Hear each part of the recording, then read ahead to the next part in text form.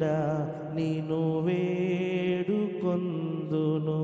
భజన చేయుచు భక్త పాలక ప్రస్తుతించు నీ నామమును.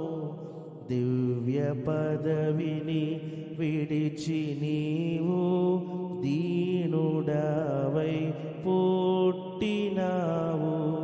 భవ్యమైన బోధలెన్నో బాగుగా ధరనేర్పినావు.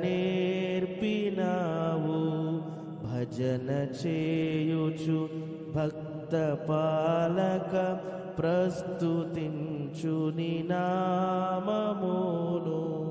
నరులగావను పరము నుండి ధరకు నీవు వచ్చినావు. పరుడనైనా నా కొరకు నీ ప్రాణమునర్పించినావు. భజన చేయుచు భక్త పాలక ప్రస్తుతించు నీ నామమును. చెడినవాడా నైన నన్ను జేరదీసి బ్రోచినావు. పడిన నాదు కోతి నుండి పైకి లేవనెత్తినావు. భజన చేయుచు భక్త పాలక ప్రస్తుతించు నీ నామమును. ఎంత ప్రేమ ఎంత కృప యేసయ్య నీకు. ఇంతయనివర్ నింపనిలలో నెవనికి సాధ్యంబు కాదు. భజన చేయుచు భక్త పాలక ప్రస్తుతించు నీ నామమును. వృజనములపై జయమునిచ్చిన విజయుడా నిను వేడుకొందును. భజన చేయుచు భక్త పాలక ప్రస్తుతించు నీ నామమును. కీర్తన ద్వారా దేవునికి మహిమ. దేవుని వాక్యాన్ని చదువుకుందాం. ఈ సందర్భానికి సిద్ధపరిచిన వాక్యము లూకా శుభవార్త 1వ అధ్యాయము 17వ వచనాన్ని చదువుతున్నాను. శ్రద్ధగా ఆలకించమనవి. లూకా 1:17.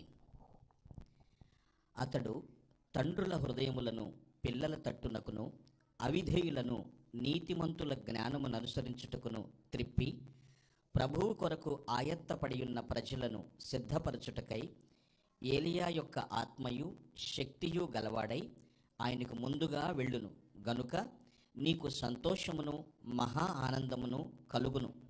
అతడు పుట్టినందున అనేకులు సంతోషింతురనెను.